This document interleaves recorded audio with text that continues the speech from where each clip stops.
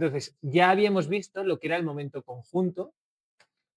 ¿Os acordáis? Nosotros podemos tener momentos de distinto orden en una variable aleatoria unidimensional y lo mismo le pasa a dos variables aleatorias. Lo que pasa es que los momentos conjuntos ahora es el orden que aplicará a la variable x y el orden que aplicará a la variable y, es decir, a qué van a estar elevados. Si ambas variables están elevados a 1, estamos hablando de la correlación.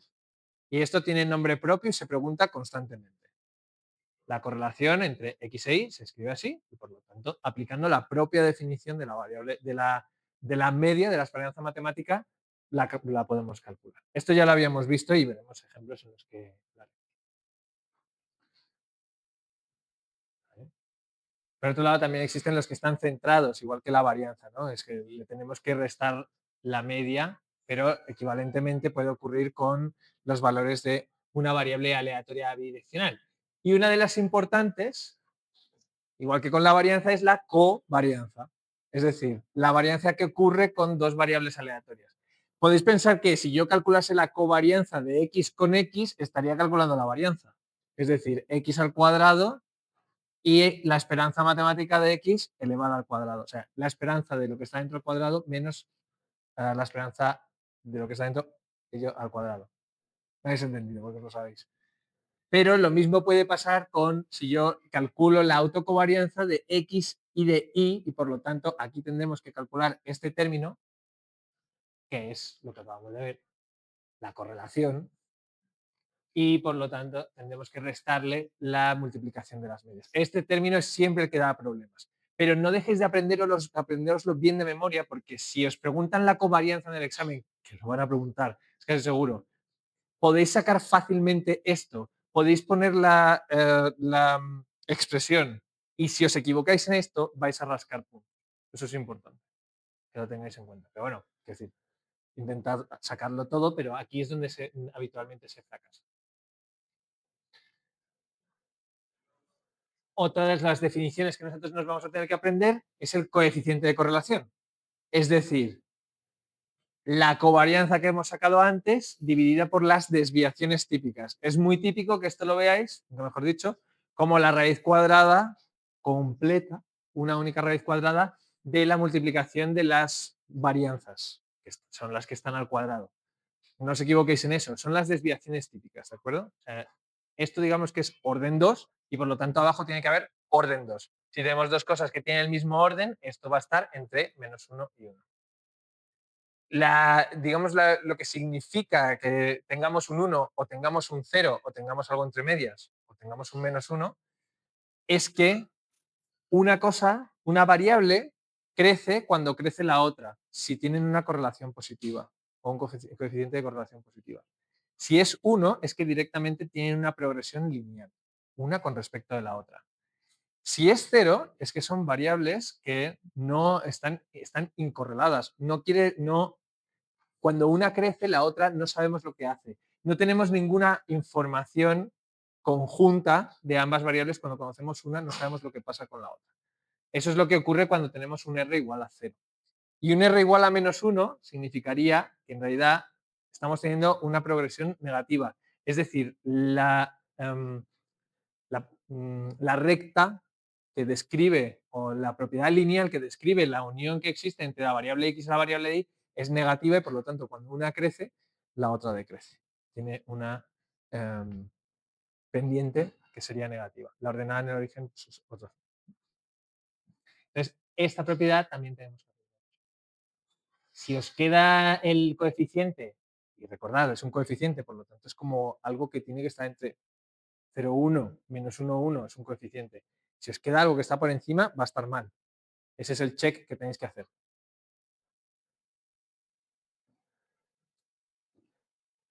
Vale. Y aquí vamos a llegar a una segunda parte.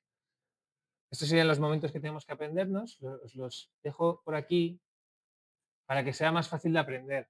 Es que esta parte es de chapar, ¿de acuerdo? Entonces, esto pues lo veréis en Moodle, hoy lo voy a publicar y os vais aprendiendo pues todos los teoremas, los momentos, lo que es cada momento, lo que es cada una de las cosas y así lo podréis sacar sabiendo, o sea, suponiendo que conocéis el operador esperanza, que sé que lo conocéis.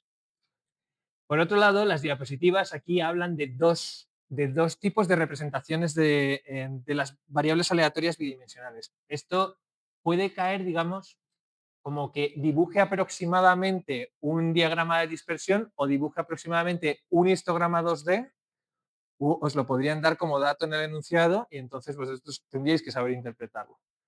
El diagrama de dispersión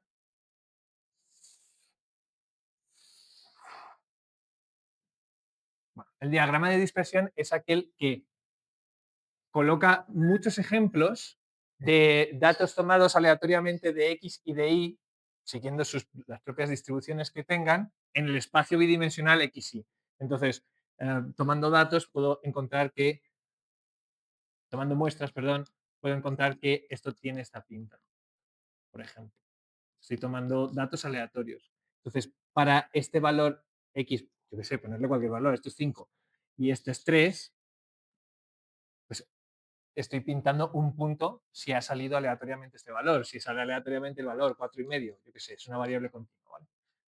Y este vuelve a salir 3, ok.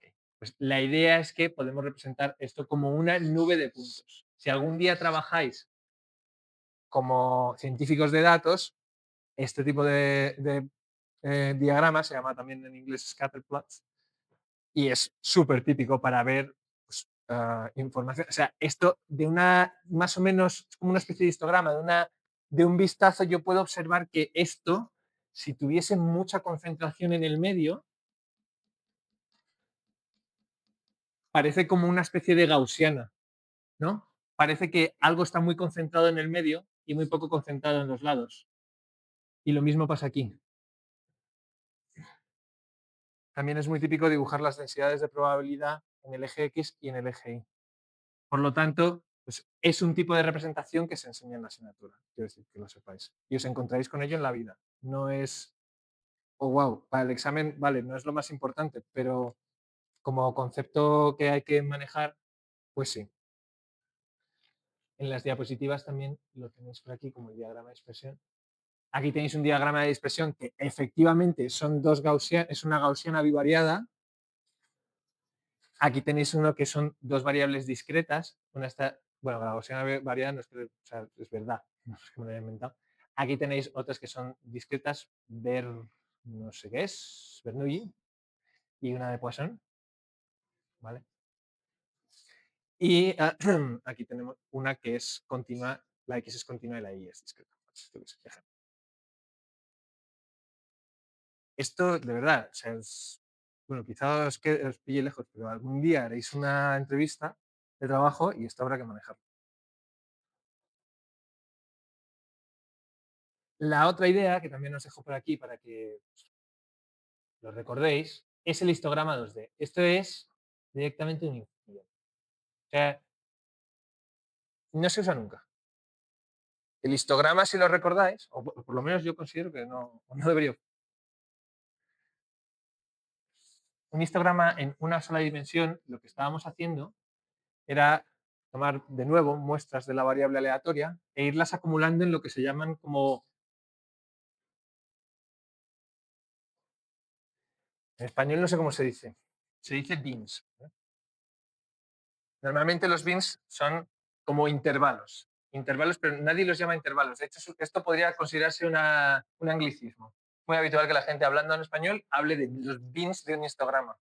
Entonces, si una muestra cae en una cierta región, acumulo un +1.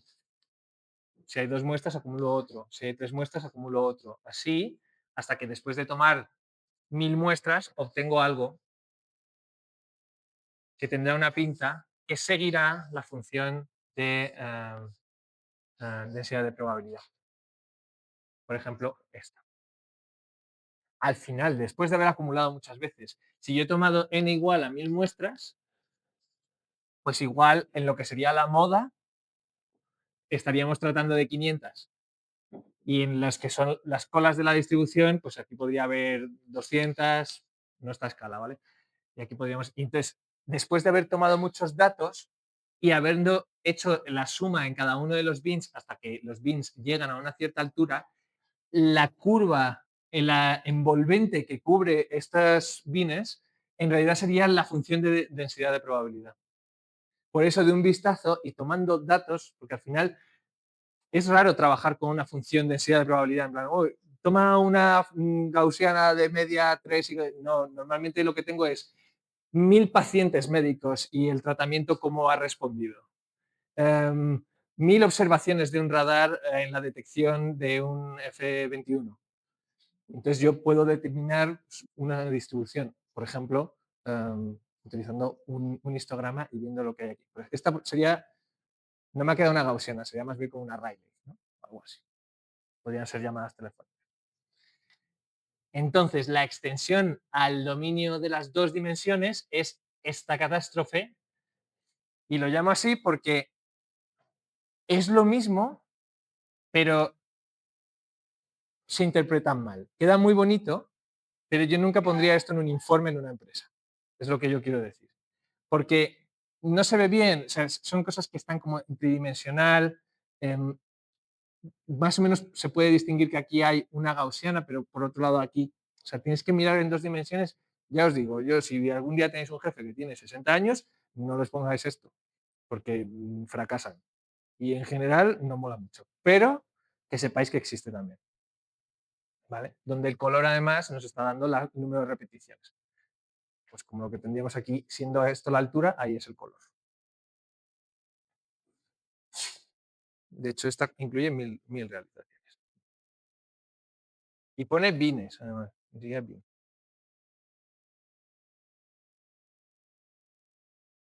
Vale. Esto por un lado. Ese era bajo lo que hemos llamado las representaciones de la variable aleatoria. Pues ya está. O sea, podría caer como un apartado adicional. Haz más o menos un histograma 3D. Bueno, pues haces lo que puedas, porque es una representación completa. ¿Alguna pregunta de representación? O curiosidad, porque esto básicamente es curiosidad. Vale. Entonces, estas relaciones sí son importantes. Hay que aprendérselas bien. Ya sabemos lo que es la independencia, ¿no?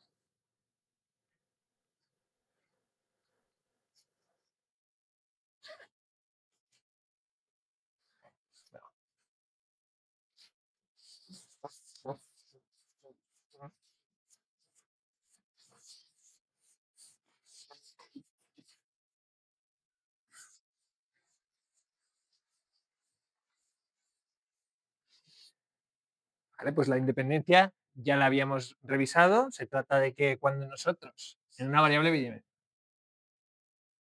para demostrar la independencia puede ser más o menos como a la vista, a ojo, si se trata de un ejercicio en el que parece evidente que dos variables son aleatorias, pero eso no es una respuesta apropiada.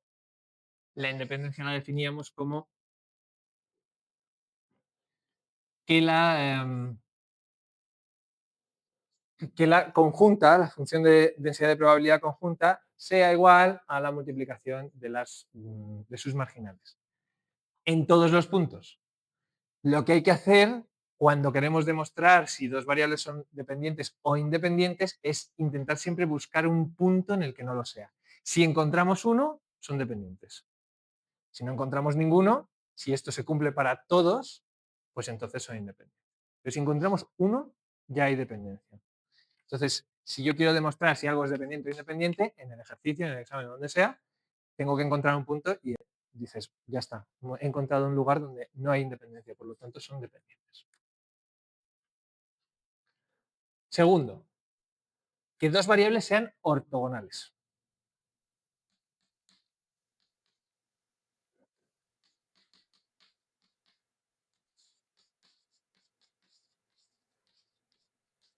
Dos variables son ortogonales si la esperanza o la correlación de los dos es igual a cero. Entonces, alguien podría determinar con muy buen ojo que si son independientes, necesariamente tienen que ser ortogonales. Y sí,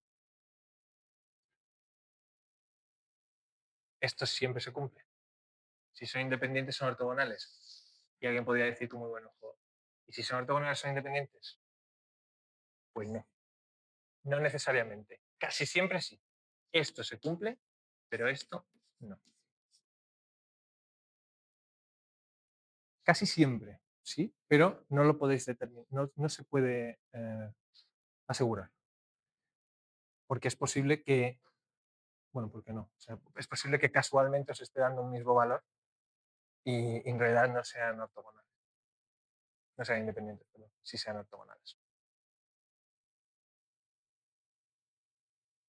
¿Vale? Es otra de las definiciones. Entonces, en el examen, en el ejercicio, donde sea, pueden preguntar, ¿son ortogonales?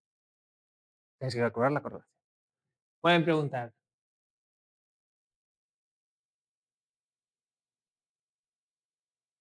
¿son incorreladas?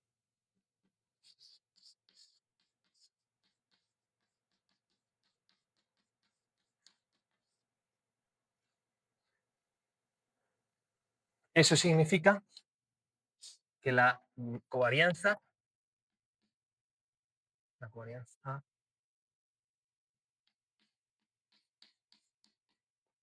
es cero. Y ya sabéis que la definíamos.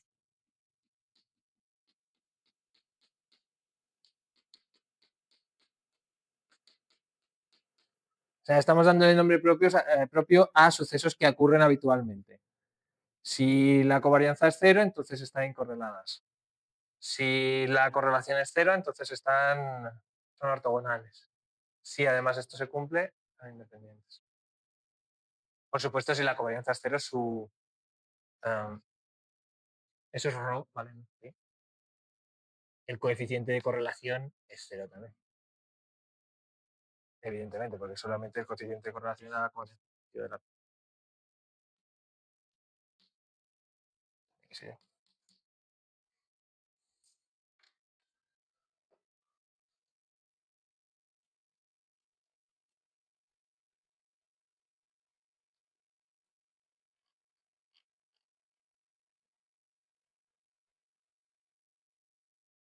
Vale.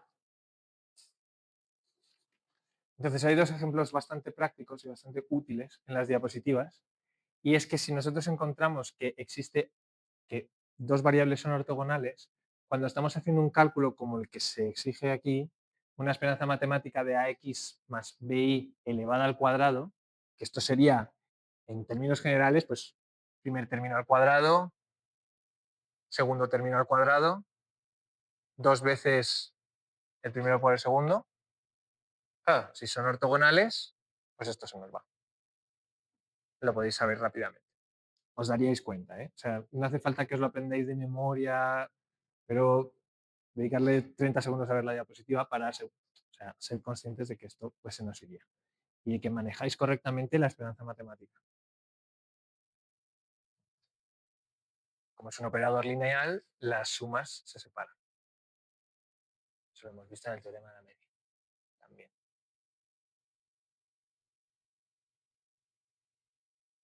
Que sean incorreladas tiene un impacto directo en la varianza.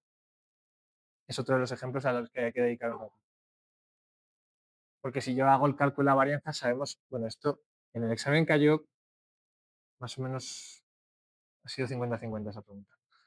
Pero si nosotros desarrollamos respecto de la definición de varianza, ¿no? La esperanza al cuadrado, la esperanza de lo que tenemos dentro del cuadrado menos la esperanza al cuadrado, pues desarrollando tenemos primer término, segundo término y tercer término de aquí, y aquí tenemos primer término, segundo término y tercer término. Y estos dos tienen nombre propio. Varianza de x o la varianza de la marginal de x. Estos dos juntos, ¿no? Si los pusiese con un paréntesis, tienen nombre propio también. La varianza de y o de la marginal de y. Y estos dos, pues ahora también tienen nombre propio. La esperanza, la correlación, sí, pues, no sé. Sí, la correlación, menos la multiplicación de las esperanzas matemáticas. Por lo tanto, eso lo llamamos covarianza. Y por supuesto, multiplicado por su término, que bueno, un término lineal. Entonces, que sean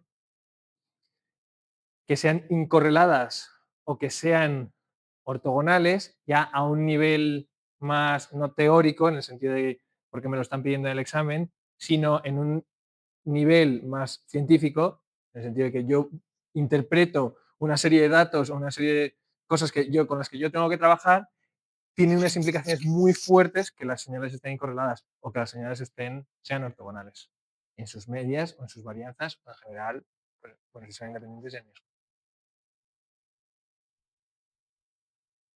¿Vale? ¿Alguna pregunta hasta aquí?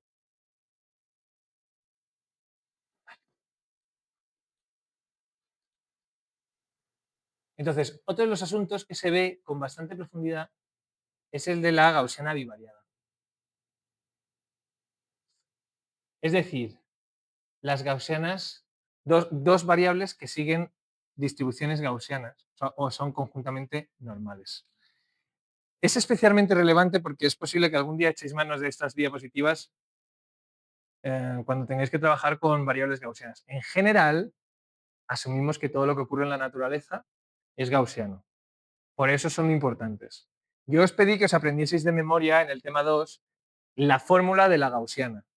En el tema 3 no os voy a pedir que os aprendáis esta, porque esta es bastante caótica. Os voy a pedir que os aprendáis la representación matricial.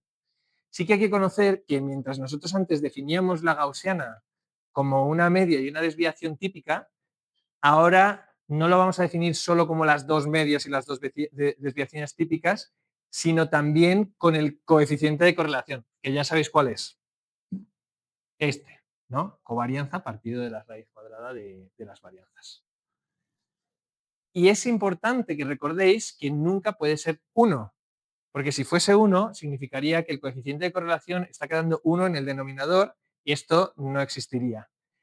No existiría porque si fuesen 1, si dos gaussianas tienen un coeficiente de correlación 1, son la misma cosa.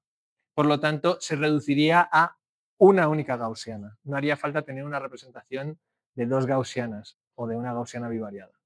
Pero bueno, quedaos con la idea de que a partir de ahora se definiría así. Esto es relevante, no hay que olvidar nunca el coeficiente de correlación. En dos dimensiones, sí.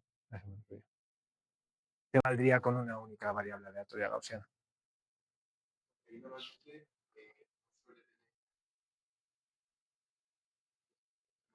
Exactamente.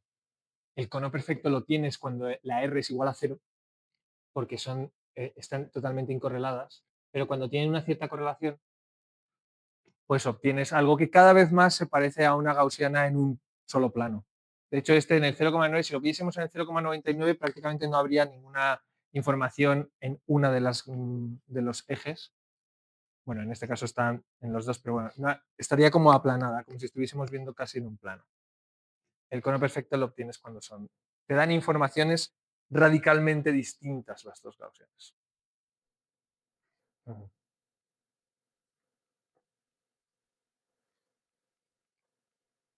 Entonces, cosas que hay que saber. Si yo extraigo una marginal de una gaussiana bivariada, es una gaussiana también, con los parámetros que nos están dando. Puede llegar a ser importante saberlo. Lo mismo le pasa a la i.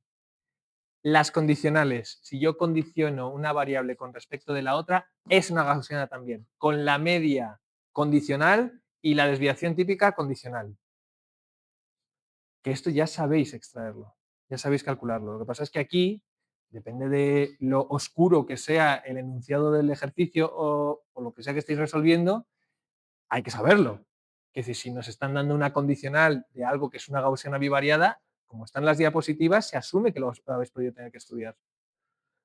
Y tiene que seguir esta media. Bueno, se puede extraer así. O sea que esto es parte de, digamos, de estudio. De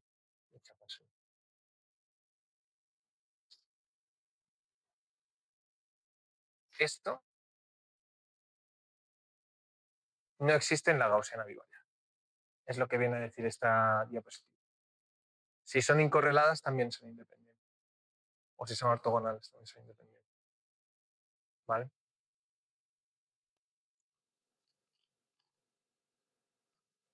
y la notación matricial. Esta es la que a mí me parece más fácil de recordar, teniendo en cuenta que es difícil de recordar, pero que más o menos si os estudiasteis la primera versión, la versión univariada, pues esta más o menos sale también donde teníamos varianzas, ahora hay covarianzas o la covarianza inversa, las medias y los valores que pueden tomar x1 o x2 o xy. ¿Vale? Sería la misma cosa. Pero bueno, aquí viene en la notación matricial. Y también, si en algún momento os leéis algún paper en el que se quieren subir un poco a la parra, pues es posible que encontréis la definición de la variable aleatoria gaussiana bivariada así, en esta notación. Pero vamos, como esto es una cosa que en general es conocida o se asume que se sabe, no debería aparecer en papers, pero bueno, por lo que sea, a veces aparece. Bien, ¿alguna pregunta de la gaussiana bivariada?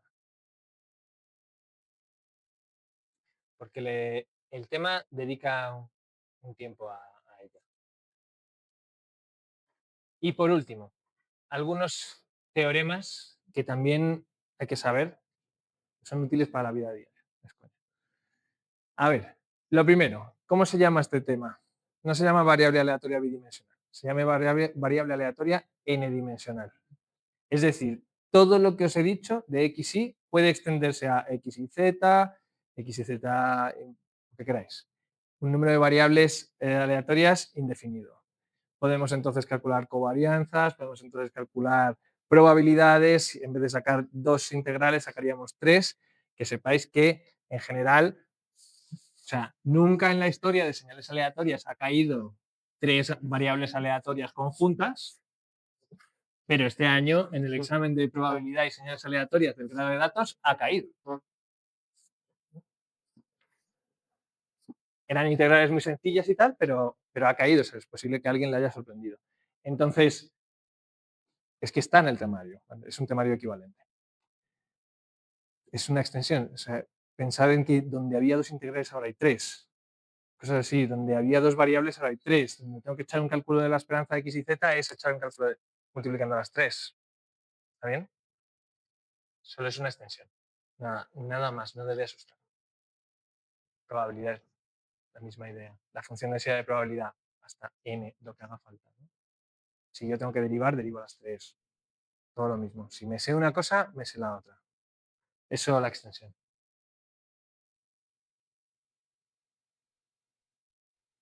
¿Vale?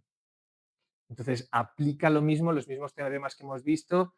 La media sigue siendo, la esperanza matemática sigue aplicando que es un operador lineal, por lo tanto, esto es lo mismo que esto. También si tenemos variables que son independientes, pues tenemos, si recordáis el teorema de la convolución, cuando estábamos sumando dos variables y hacíamos luego la transformación de las dos variables, veíamos que en realidad era una convolución en el dominio de las probabilidades o en el dominio de la función de densidad de probabilidad. Lo mismo, misma idea. Suma de variables gaussianas sigue siendo gaussiana. Suma de variables de Bernoulli sigue siendo una binomial. O sea que no hay mucha diferencia. El segundo teorema que hay que aprender, el teorema del límite central. Y este yo sé que... Es que me acuerdo, o sea, el primer día os dije que el segundo mejor canal de YouTube era Three Blue, One Brown, que es un canal en el que se habla mucho de matemáticas y tiene una demostración que dura media hora, pero que es espectacular, de por qué el teorema del límite central existe. Esto consiste en que la suma de n variables aleatorias, cuantas más mejor, independientes, siempre tiende a una gaussiana. ¿Vale? ¿Queríais una demostración de dónde está Dios? Aquí. ¿Por qué motivo? O sea, yo estoy sumando uniformes. ¿Por qué tiende a una gaussiana? En señales aleatorias no se da. Solamente os lo aprendéis. Ahora, ¿queréis ver por qué? Está en ese vídeo. ¿Vale? En 3 Blue, 1 Brown. Entonces, sí que hay que aprenderse que la esperanza matemática pues será la suma de las esperanzas de las variables aleatorias y las varianzas también. Y su función de densidad de probabilidad es la convolución que tiende a una gaussiana. Entonces, ¿esto cómo puede caer en un ejercicio? Pues puede caer como ahora tenemos n sumas de variables aleatorias. Y no te dicen el n, solo te dicen que son lo suficientemente grandes. Eso huele a teorema del límite central. Entonces, aquí, bueno, es es lo que es, o sea, hay que estudiar, ¿vale? N variables de cualquier tipo, ¿eh? No tiene por qué ser gaussiana, puede ser uniforme, puede ser Rayleigh, puede ser lo que queráis.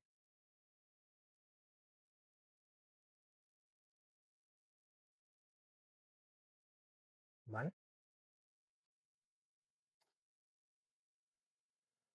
Por otro lado, este teorema también lo habíamos visto en el tema 2. Y aquí esto era un poco, en el examen había una pregunta que era un poco trampa.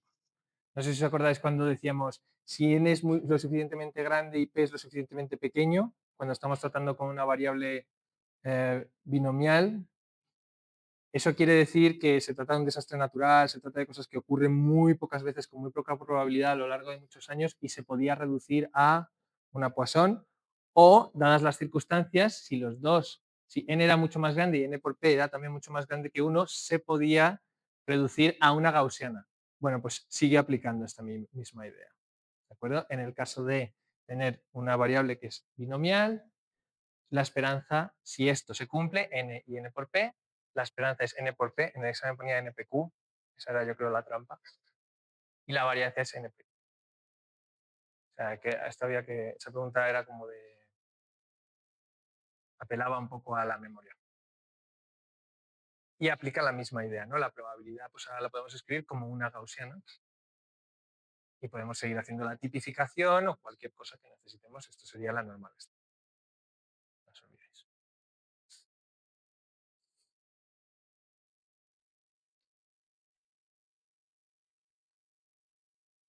¿Vale? No puedo decir más porque es que hay que aprenderse. Y por último, y esto es relevante para cuando estudiemos el próximo tema, el tema 4 de los procesos estocásticos, está la ley débil de los grandes números, que lo que hace referencia es a la frecuencia relativa. Es decir, si os acordáis de cómo calculábamos la probabilidad en el tema 1, teníamos la probabilidad por Laplace, que tenía que ver con los cardinales de los sucesos, y teníamos la probabilidad frecuentista, que tenía que ver con tomar muchas muestras y dividir por el número total de muestras, dado un cierto suceso. Por ejemplo, el suceso A, la frecuencia relativa del suceso A, pues cantidad de veces que sale A con respecto a la cantidad de veces que he hecho un experimento.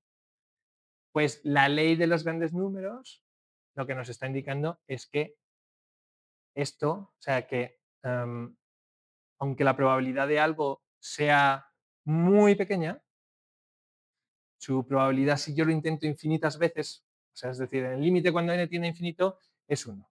Esta es la demostración de que existe vida extraterrestre, aunque no lo sepamos. Por eso es la ley débil. Cuando encontremos la vida extraterrestre, pues será la ley fuerte. O sea, quiero decir, esta es la probabilidad que nos indica que si jugamos infinitas veces a la lotería también ganamos.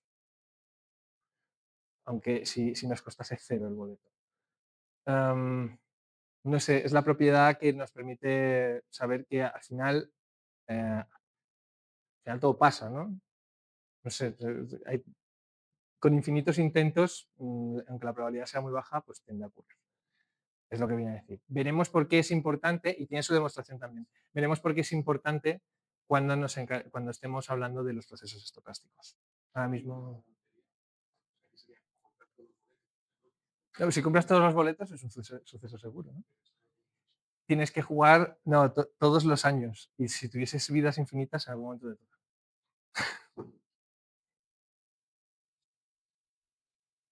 No recomiendo. El primer día que vine a clase os puse un simulador de lotería y estuvimos, jugamos me parece 1.000.000 de años. Creo que no lo puse al final, pero lo vi luego yo. Jugamos 1.000.000 de años y nos tocó 0 veces. Te lo dejo de caer. Pero ¿y si toca? ¿Sabes? Por eso hay que comprar el boleto. Y eso es todo con respecto del tema 3. Vamos a ver ahora ejercicios. ¿Alguna pregunta de la teoría o algo? Porque si no nos ponemos al lío. Bueno, pues vamos a hacer los ejercicios que vienen recomendados en la asignatura. Están en Moodle. A ver, claro que sí.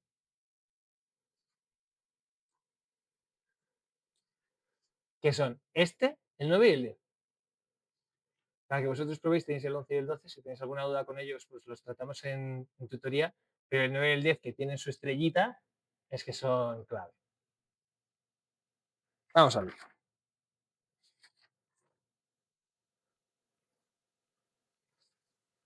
Vamos con el 9. Dice, sean dos variables aleatorias x e y uniformemente distribuidas en el recinto de la figura. O sea, no nos están dando una fórmula matemática, sino que nos están pintando algo. O sea, hay gente a la que le rayamos.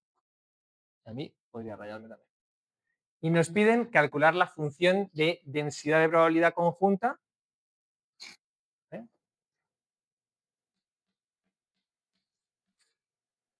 Y sus marginales. Y nos piden luego también la media y la varianza de x e y, no de la conjunta. ¿Vale? O sea, la media de x, la media de y. El orden en el que nos lo han pedido también es el orden en el que parece que se pueden resolver las cosas, yo creo. Entonces, nosotros ya habíamos visto un ejercicio en el que trabajábamos con recintos o con áreas o con lo que sea. Se trata de una variable uniforme, es decir, todas las probabilidades que están ahí pintadas valen lo mismo. Lo que pasa es que en el medio tenemos un cacho. ¿No? 1, 2, 1. Pero lo que queremos es todo lo que está por aquí. Entonces, a ver, intuitivamente podemos extraer la función de densidad de probabilidad conjunta porque sabemos que una uniforme tiene que ser una constante. C. ¿No? Es la probabilidad en todos los puntos de este área. Y luego sabemos que tiene que valer 1 la integral, ¿no? En todo el dominio. De esta C tiene que ser igual a 1. Por lo tanto, yo lo podría calcular, pues porque conozco las áreas. O sea, el área de este cuadradito pequeñito, vamos a mirarlo.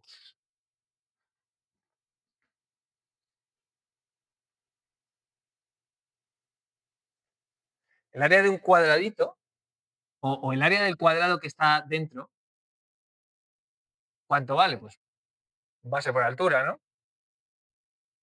O sea, 1, porque miden 1 y 1. Entonces, ¿cuántos cuadraditos tenemos? Eso es una manera de verlo. 8, ¿no? Pues yo tengo 8 cuadraditos, por lo tanto, yo sé que la integral, cuando lo sume todos los cuadraditos, tiene que dar 1, por lo tanto, ¿cuántas partes de 8 tengo que sumar? Pues, o sea, un octavo, ¿no? O sea, ¿cómo decirlo? Si yo integro un octavo 8 veces, me queda 1, ¿no?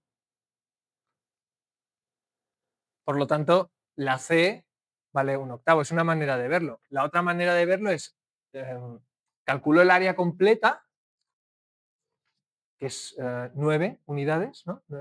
3 por 3, y le resto una unidad. Me queda 9 menos 1, 8. Luego, la integral en todo ello tiene que dar 1, pues tendrá que ser 1 partido por 8. ¿No? Es que, o sea, no sé si me explico. Quiero decir, por cálculos de área se ve directamente. Entonces, esto pertenece voy a empezar a pintar con un amarillo, ¿vale? Porque la blanca es horrible. Esto hay que dar el rango. El rango hay dos maneras de hacerlo. Y la oficial no es la que más me guste. Pero para que veáis qué cosas os podrían dar como muy correctas. Si yo digo y pongo por escrito toda el área sombreada del ejercicio es mi rango y lo llamo omega, que es mi rango, por lo tanto, esta función de densidad de probabilidad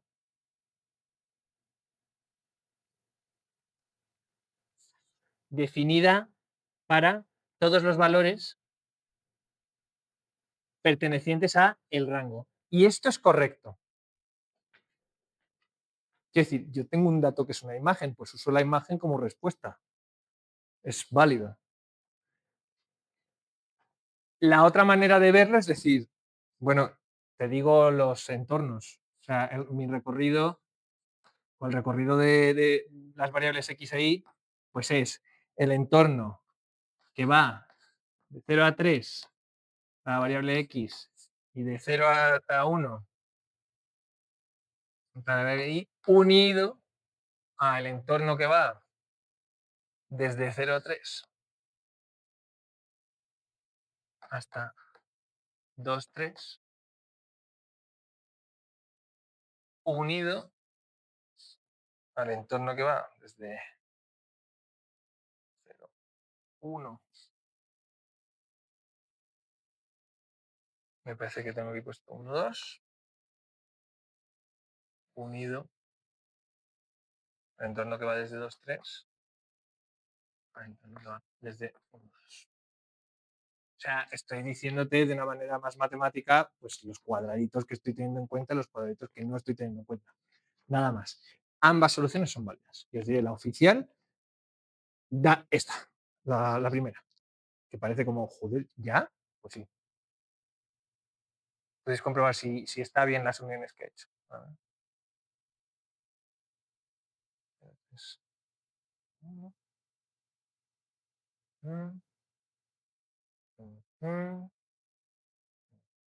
perfecto. Están bien, están bien. O sea, he dado primero estas dos y luego estas dos.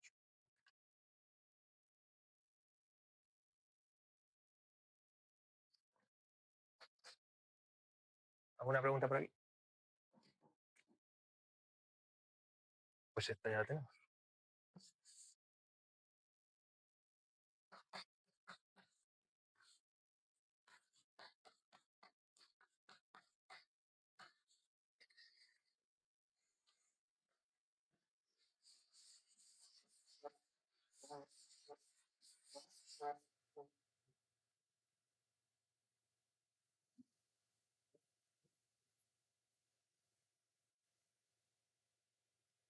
Venga, vamos con las marginales.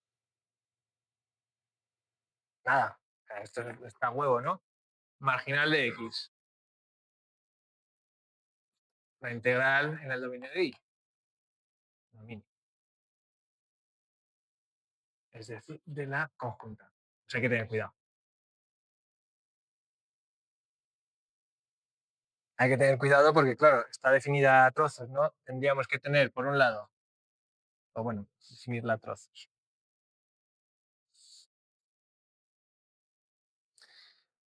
La que va entre 0 y 3, la que va entre 0 y 1,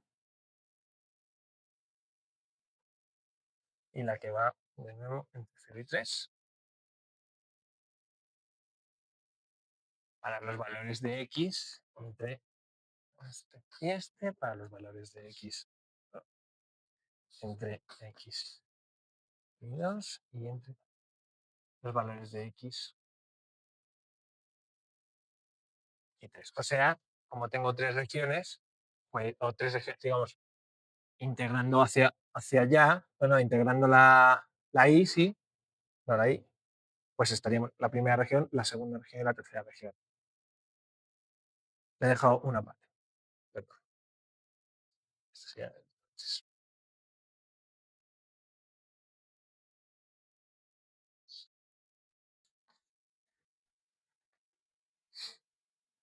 ¿no? O sea, esto está claro los límites de la integración porque estoy poniendo estos, ¿no? Es porque vienen de aquí.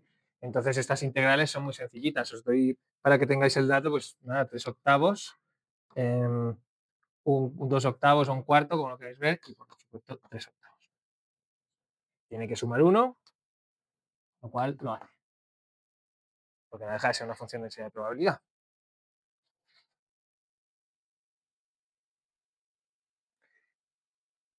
Y así directamente, la función marginal de y, ¿cómo creéis que será? Pues la misma, porque es simétrico. Por lo tanto, no puedo decir literalmente.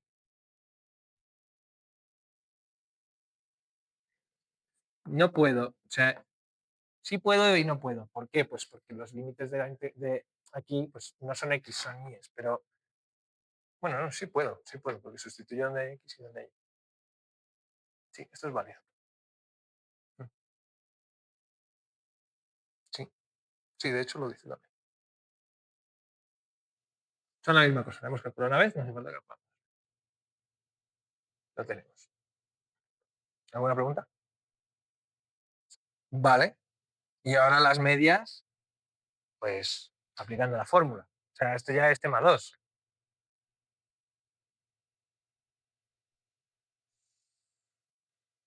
¿No? Yo tengo las marginales, pues nada. La esperanza matemática de X será,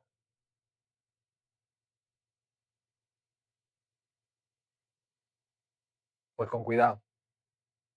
O sea, tienes tres términos. Al final te quedan, me ahorro las integrales, bueno, o pongo las integrales y os veis la respuesta directamente, pero vamos, X por 3 octavos en la parte en la que vale de 0 a 1 más X por un cuarto en la parte en la que va de 1 a 2 más X por 3 octavos de nuevo en la parte en la que va 2, 3, integráis y os queda 3 medios.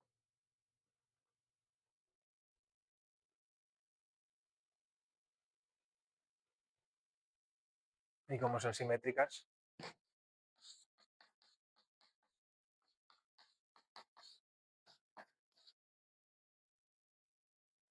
a nadie le debería extrañar eso.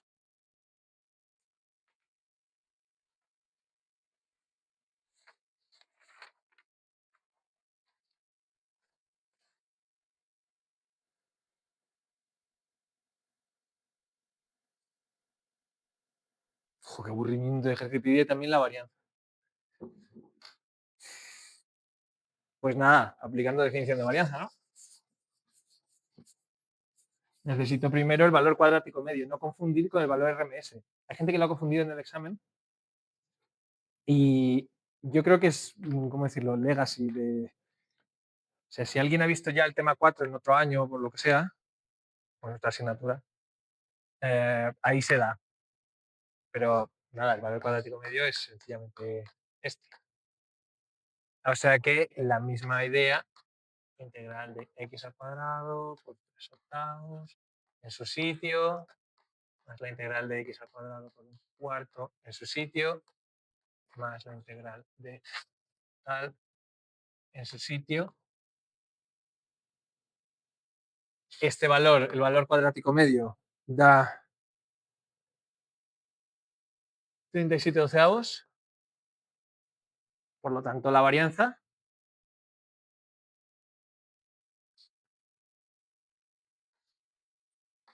valor cuadrático menos valor de la esperanza al cuadrado, es decir, 37 doceavos menos 9 cuartos igual a 5 sextos.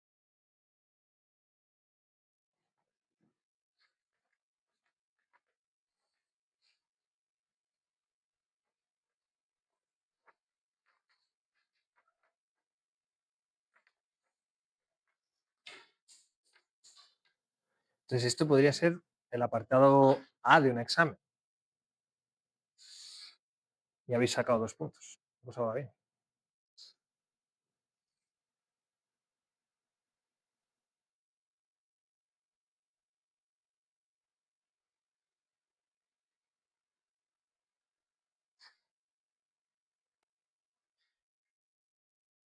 ¿Alguna pregunta?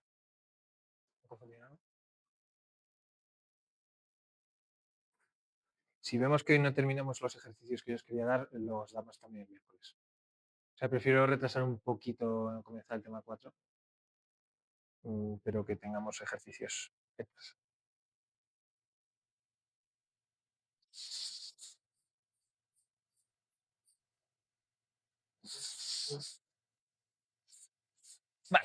Entonces, la varianza de I. Vamos con la segunda fiesta. La independencia en correlación y ortogonalidad nos piden estudiar.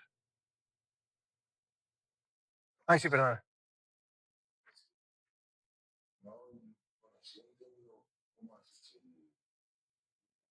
Ujú, sí.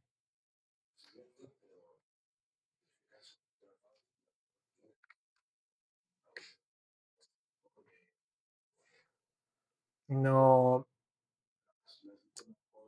Sí, como aquel ejercicio que vimos por áreas. No puede haber una figura geométrica más rara.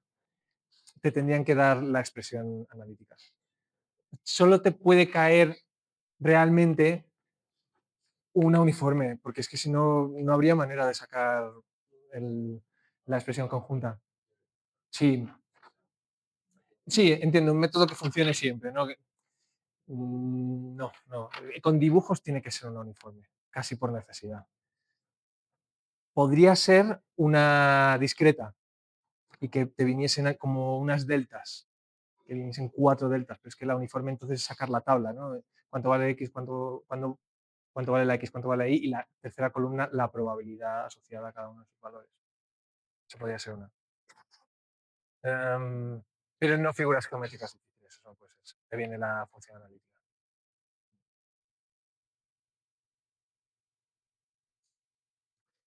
Vale, la independencia,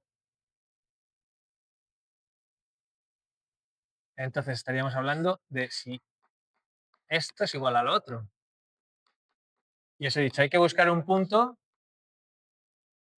donde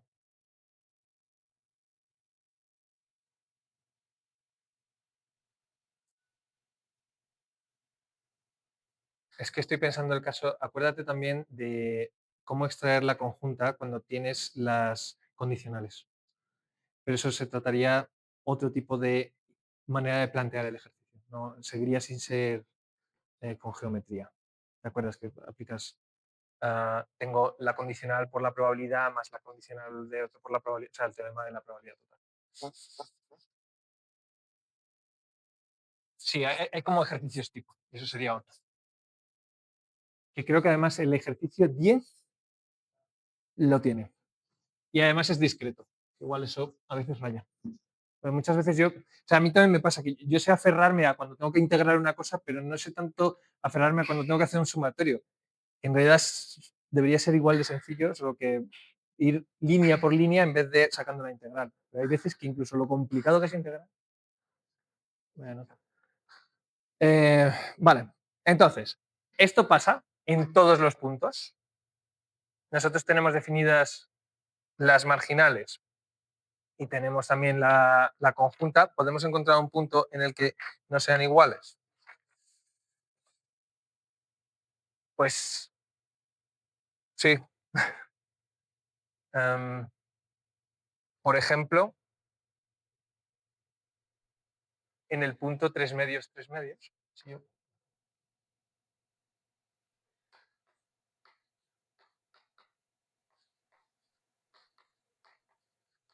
O sea, 1,5, 1,5.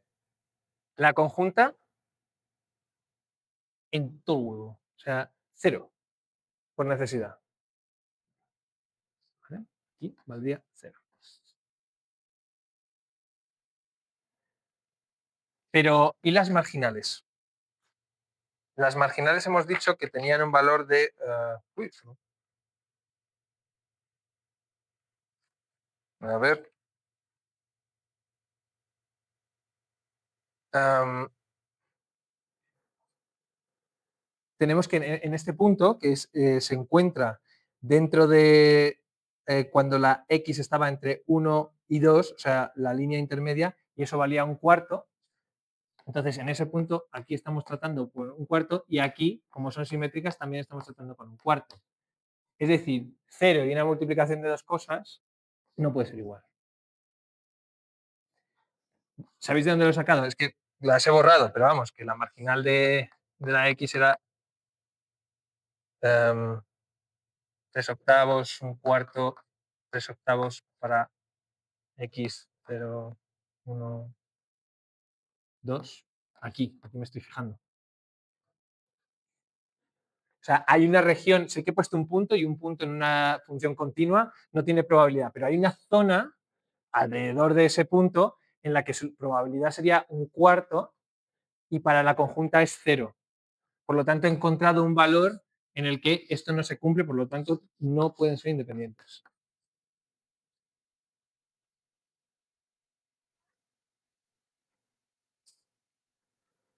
Podéis buscar otros, ¿eh? O sea, en general pasan todos. Pero es que este es un caso paradigmático porque es muy evidente que aquí es cero, o esta región es cero. Estoy cayendo en una zona en la que sé, por definición, que no hay nada.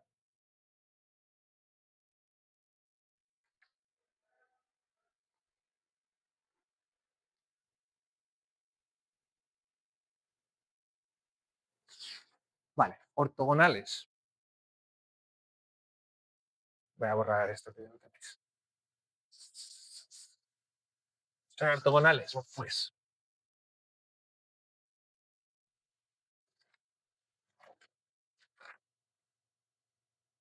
habíamos dicho que son ortogonales si la esperanza de XY o la correlación es cero. Entonces, vamos a tener que echar un cálculo. Bastante aburrido, pero necesito integrar en todo el dominio X por Y por la F conjunta, ¿no?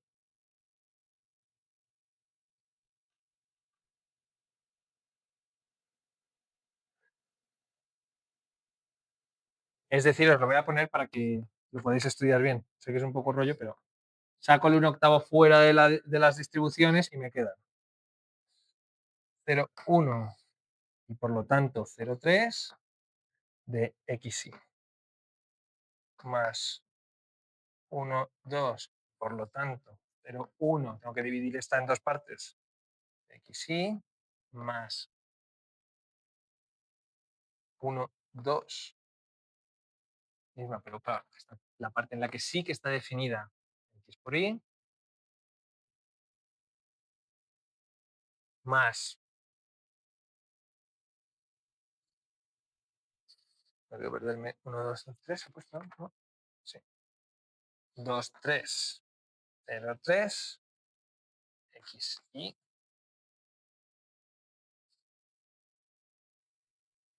Y entonces ahora, pues integrando con cuidado, ¿no?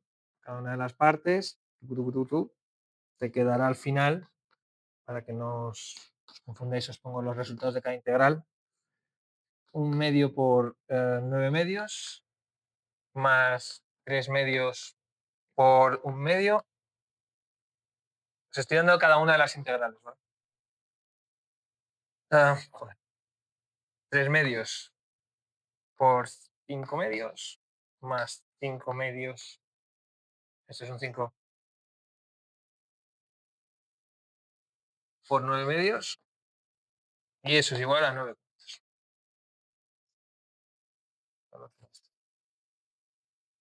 Pues si queréis practicar las integrales. Pero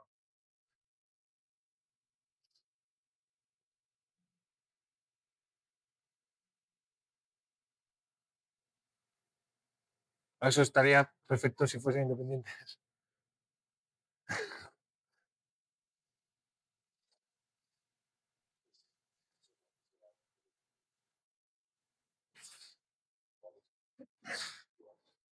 Sí, ahí no te he seguido, perdón.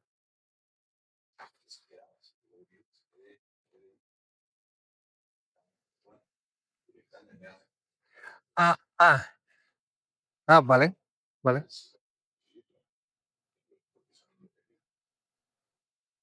Te has adelantado un poco. Ahora te cuento. O sea, vamos por partes. O sea, no son independientes. No son independientes. Que puedas hacerlo no quiere decir que sean independientes, ¿eh? No, eso es lo que os he puesto, que si son independientes, sí son incorreladas, pero no al revés. Puede ocurrirte que eso ocurra y no sean independientes. Por eso este ejemplo es bueno, precisamente para que llegues a una conclusión como esa. Ya lo verás. O sea, esa unión que tú has hecho es la que no se puede hacer. Tú sí puedes decir que si son independientes, eso va a ocurrir, pero no puedes decir que si esto ocurre, sean independientes. Es una buena observación, ¿eh? Porque de hecho no lo son. O sea, no, aférrate a la definición de independencia, no a que ocurran cosas como cuando son independientes, porque te puede costar medio ejercicio.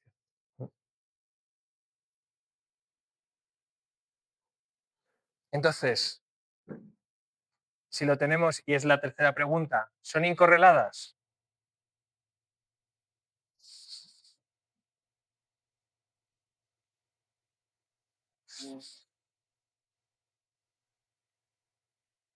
¿Son incorreladas? Pues si son incorreladas significa que la esperanza de x y menos la esperanza de x por la esperanza de y, es decir, la covarianza, es igual a cero. Ahí sí, lo que te estaba diciendo. Como son incorreladas, esto es lo mismo que esto, que es lo que has comprobado, sí da cero. Luego sí son incorreladas, pero no son independientes.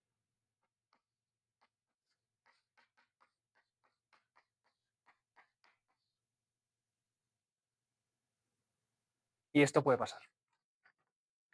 Y es porque casualmente son independientes, o sea, no son independientes, pero casualmente este valor, que es la correlación, y este valor, la multiplicación de las medias, da lo mismo. Luego sí son incorreladas, pero no son independientes.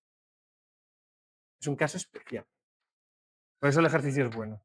Por eso lo he puesto el primero también.